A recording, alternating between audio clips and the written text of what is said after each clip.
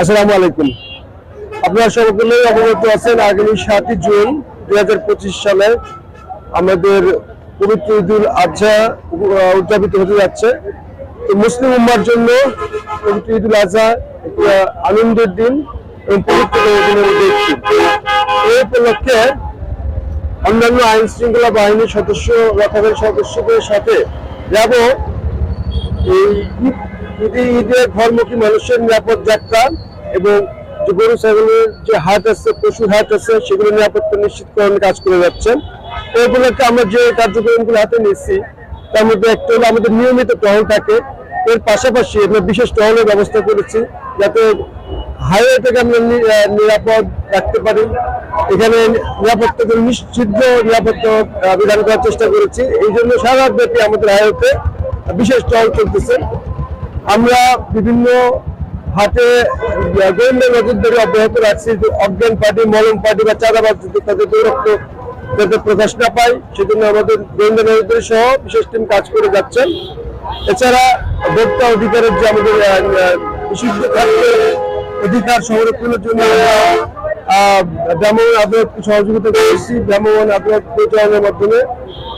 এর পাশাপাশি আমরা হাসিল ঠিক মতো নিচ্ছে কিনা এগুলো একটু তদারকি রাখতেছি। যদি হাসিল যেরকম সরকার কর্তৃক নির্ধারিত আছে সেটা যেন চলমান থাকে, এর বাইরে যেন কেউ হাসিল না নিতে না পারেন।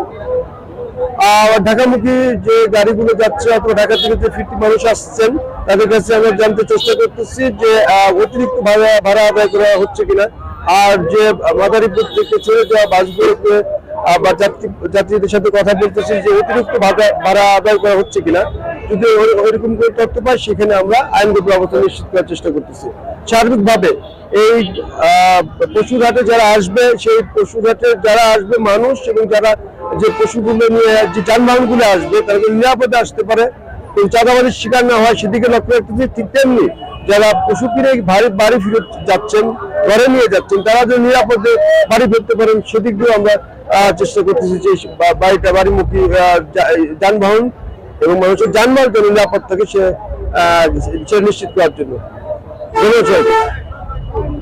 আমাদের আসলে ঈদ আমাদের প্রোগ্রামটা সাজানো হয়েছে 3 ভাবে। একটা ঈদ পূর্ববর্তী, ঈদের দিন এবং ঈদের পরের দিন সময় আর কি, যতদিন পর্যন্ত এরকম থাকবে এখানে মানুষ যান চলাচল গুলো বেশি চাপ থাকবে এবং পশু থাকবে, আমাদের পরের দিনে আমাদের প্রোগ্রামটি চলমান থাকবে।